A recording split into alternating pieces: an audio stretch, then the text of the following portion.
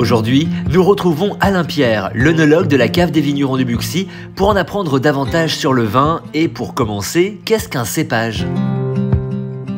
Alors un cépage, c'est une variété de raisin, de Vitis vinifera, ouais.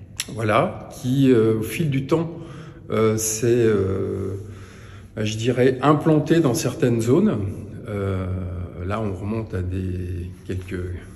quelques millénaires, qui se sont affinés, qui se sont implantés, et par des phénomènes de croisement, ont donné certaines caractéristiques qui sont devenues voilà, des variétés autochtones de chacune des régions françaises et de Navarre.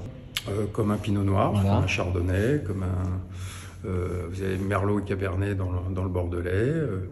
En Bourgogne, on trouve aussi le sauvignon, dans l'Yonne. Voilà. Et en Bourgogne, on a 4 cépages.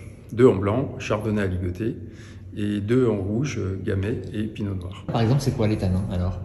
Alors les tanins, c'est au niveau gustatif, ce sont des polyphénols qui en fait ont la faculté de floculer les protéines de la salive. Et qui rendent au goût, au niveau gustatif, cette sensation d'astringence, c'est-à-dire de dureté, parce qu'elle flocule les protéines de la salive. C'est ce qui râpe un peu sur la langue. Voilà, c'est ce qui est sur le côté des joues et sur la langue, voilà. Et en fonction, les tanins sont obtenus en fonction de la durée de macération des raisins rouges, qui sont libérés soit par les pépins, soit par la pellicule.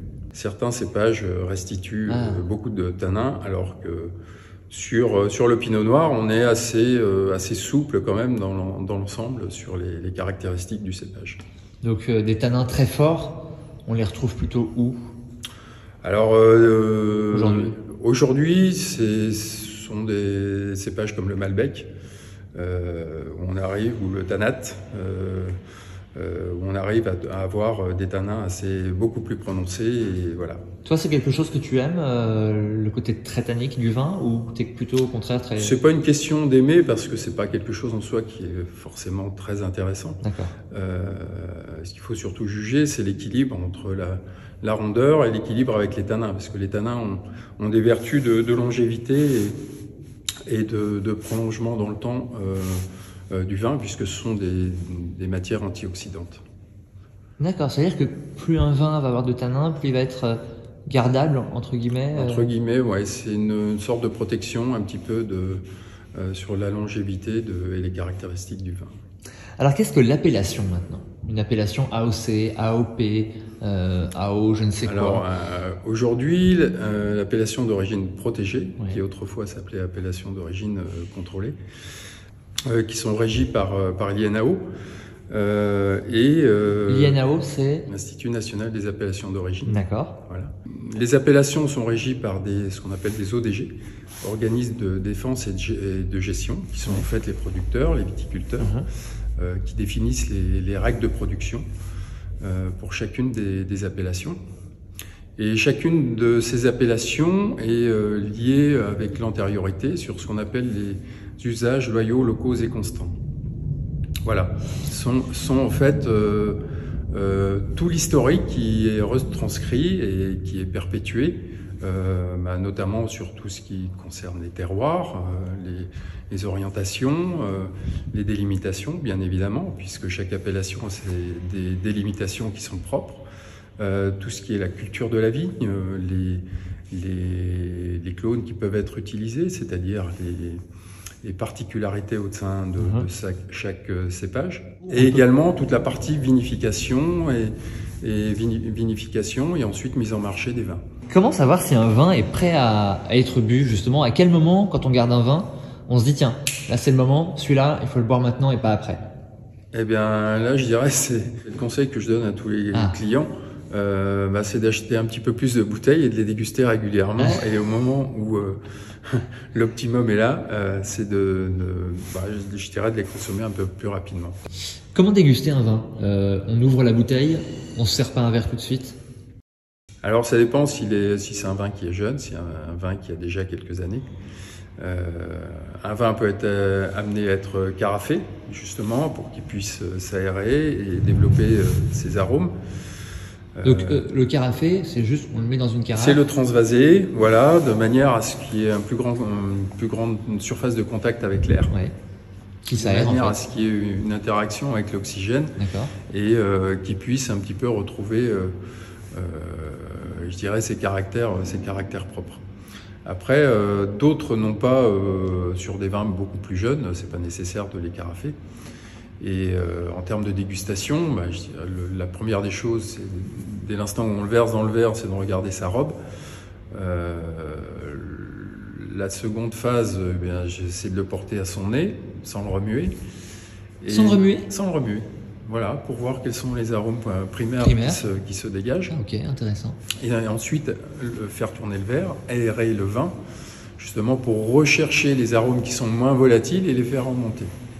Voilà, parce que chaque molécule odorante a un niveau de volatilité qui est différente et qui permet d'avoir une perception complètement différente. Est-ce qu'il y a du sucre dans le vin ? Dans les appellations bourguignonnes, non, sauf jusqu'à 4 grammes dans les bières éclaissées, mais sur les appellations bourguignonnes classiques, non. Ça veut dire que le vin, ça ne fait pas grossir ?